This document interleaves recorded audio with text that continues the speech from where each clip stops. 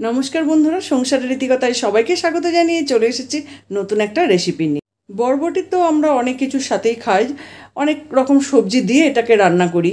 আজ আমি আপনাদের দেখাবো বরবটির একদম নতুনত্ব একটা রান্না।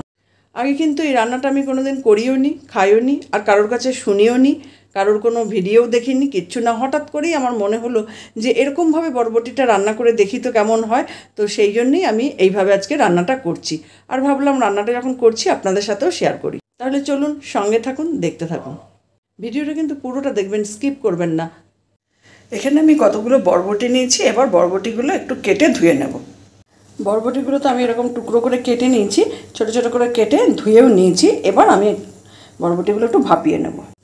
এখানে আমি একটা কড়াই বসিয়ে দিয়েছি, কড়াই দিয়েছি জল, এবার দিয়ে দিলাম কেটে রাখা বরবটিগুলো। হালকা করে একটু ভাপিয়ে নেব। বরবটিগুলো তো হালকা করে ভাপিয়ে নিলাম, এবার আমি জল থেকে তুলে নেব। এবার সব বরবটিগুলো জল থেকে তুলে নেব। সব বরবটিগুলো তো আমি জল থেকে তুলে নিলাম, এবার একটু ঠান্ডা করে নেব। এখানে একটা মিক্সিং জার নিয়েছি, আর ওই যে ভাপিয়ে রাখা বরবটিগুলো এবার মিক্সিং জারের মধ্যে দিয়ে দিলাম, দিয়ে একটা পেস্ট বানিয়ে নেব। বরবটিগুলোর একটা পেস্ট বানিয়ে নিলাম। এখানে আমি একটা মিক্সিং জারের মধ্যে নিয়ে নিয়েছি একটা টমেটো, আর দিয়ে দিলাম কুচি করে রাখা আদা, আর দিয়ে দিলাম একটা কাঁচা লঙ্কা। এবার এটা একটা পেস্ট বানিয়ে নেব।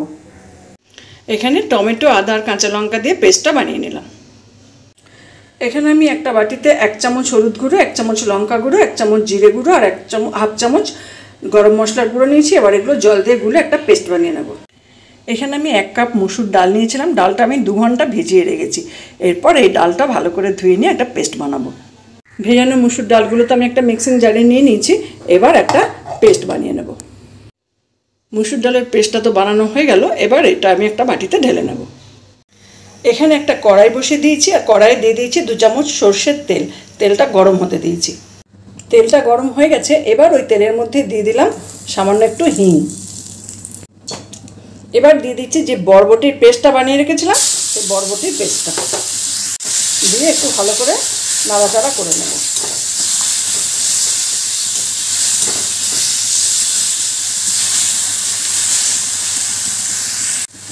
এবার দিয়ে দিচ্ছি যে মুসুর ডালের পেস্ট বানিয়েছিলাম, সেই মুসুর ডালের পেস্টটা।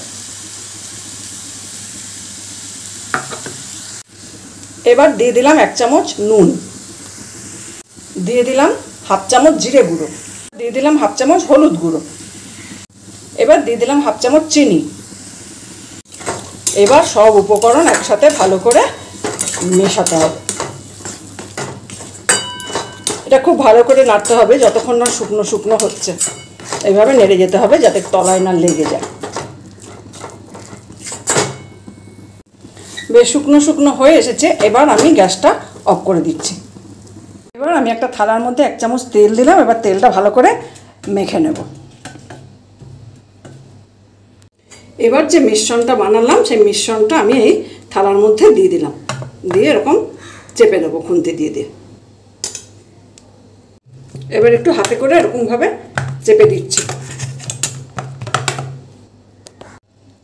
এবার একটা চাকু দিয়ে এটা আমি পিস পিস করে কেটে নেব। আপনারা এটা আপনাদের ইচ্ছা মতন শেপ দিতে পারেন। আমি এরকম শেপে সবগুলো কাটলাম, আপনারা চাইলে অন্যরকমও করতে পারেন। এই যে এতগুলো ধোকা হয়েছে। আর এখানে আমি কড়াই বসিয়ে দিয়েছি, আর কড়াইয়ে দিয়ে দিয়েছি তেল। তেলটা গরম হতে দিয়েছি। তেলটা গরম হয়ে গেছে, এবার আমি ধোকাগুলো ভেজে নেব।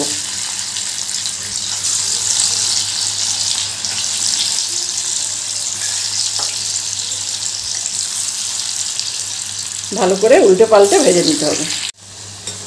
এরকম উল্টে পাল্টে লাল লাল করে ভেজে নিয়েছি, এবার আমি তুলে নেব।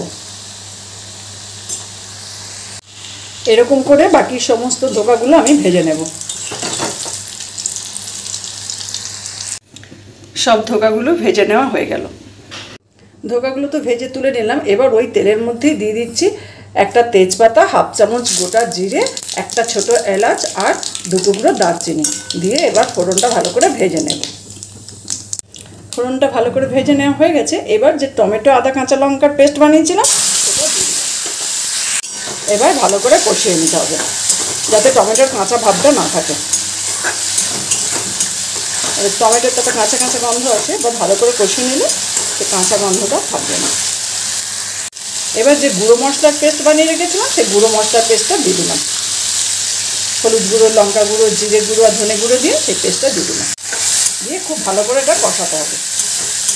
যে কোনো রান্নার নিয়মই তাই, যত ভালো করে কষানো হয় ততই ভালো টেস্ট হয়। তাই ভালো করে কষাতে হবে। যতক্ষণ না তেল ছাড়ছে ততক্ষণ ভালো করে কষিয়ে যেতে হবে। এবার এই মশলার বাটিটা ধুয়ে একটু জল দিয়ে দিলাম, দিয়ে আবারও একটু কষিয়ে নেব। এবার দিয়ে দিলাম 1 চামচ নুন। ঝোলটা তো ফুটে উঠেছে, এরপর আমি দিয়ে দিচ্ছি ভেজে রাখা ধোকাগুলো।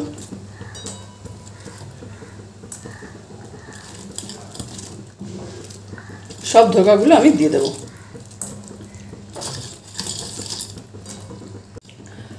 সব ধোকাগুলো দিয়ে দিলাম, আর দিয়ে দিলাম একটু জল। ওই ধোকাগুলো ভেজে তুলেছিলাম সেই বাটিটা ধুয়ে একটু জল দিয়ে দিলাম। এবার দিয়ে দিলাম সামান্য একটু চিনি। নিরামিষ রান্না তো একটু মিষ্টি মিষ্টি হলে ভালো লাগে। এবার একটু ফুটিয়ে নেব, তবে বেশি ফোটাবো না, তাহলে আবার ধোকাগুলো ভেঙে যেতে পারে।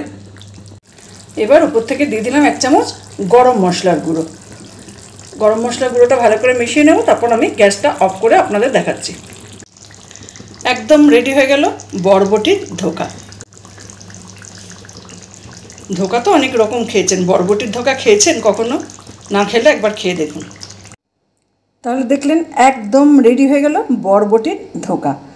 ধোকা অনেক রকম খেয়েছেন, কিন্তু বরবটির ধোকা খেয়েছেন কখনো? যদি না খান অবশ্যই একবার বাড়িতে বানিয়ে দেখবেন। আমার আজকের রেসিপিটা ফলো করে আপনারাও বাড়িতে একদিন বানিয়ে দেখতে পারেন। আর বাড়িতে যদি বানান কেমন হয়েছে জানাবেন, ভালো লাগলে একটা লাইক দেবেন। দেখছেন কত সুন্দর দেখতে লাগছে। রান্নাটা দেখতে যতটা সুন্দর লাগছে খেতে কিন্তু ততটাই সুন্দর। আর এটা যদি কাউকে বলে না দেওয়া হয় যেটা বরবটি দিয়ে বানানো হয়েছে, খেয়ে কিন্তু কেউ বুঝতে পারবে না যেটা বরবটি দিয়ে বানানো। আর আপনাদের সামনে রান্নাটা করলাম, আপনারা তো দেখলেনই, এমন কিছু বেশি টাইমও লাগলো না। আর উপকরণ তো কয়েকটা মাত্র, যে উপকরণগুলো আমাদের হাতের কাছে রান্নাঘরেই থাকে। তাই আমি আপনাদের অনুরোধ করব আমার আজকের রেসিপিটা ফলো করে আপনারাও বাড়িতে একদিন বানিয়ে দেখতে পারেন। এই রান্নাটা আমি আগে কখনো কারো দেখিও নি বা কারোর মুখ থেকে শুনিও নি। এটা আমি একদম নিজেই মাথা থেকে বের করে বানালাম। জানি না আপনারা এই রান্নাটা কেউ করেন কি না। আপনারা যদি করেন জানাবেন কেমনভাবে করেন। দেখলেন কত সহজে হয়ে গেল রান্নাটা, আর দেখতে কত সুন্দর লাগছে। তাই আমি আপনাদের অনুরোধ করব আপনারাও কিন্তু আমার ভিডিওটা দেখে বাড়িতে একদিন বানিয়ে দেখবেন। আমার ভিডিওটা ফলো করে বাড়িতে যদি বানান কেমন হয়েছে জানাবেন। ভালো লাগলে একটা লাইক দেবেন, শেয়ার করবেন। আমার ফেসবুক পেজ থেকে দেখছেন, পেজটা ফলো করে নেবেন। যারা আমার ইউটিউব চ্যানেল থেকে দেখছেন, চ্যানেলটা সাবস্ক্রাইব করে নেবেন। আর অলরেডি যারা সাবস্ক্রাইব করেছেন, আমার সঙ্গে আছেন, পাশে আছেন, তাদের তো অসংখ্য ধন্যবাদ। এইভাবে আমার সঙ্গে থাকুন, পাশে থাকুন। সবাই ভালো থাকুন, সুস্থ থাকুন। দেখা হবে অন্য কোনো দিন অন্য কোনো রেসিপি নিয়ে।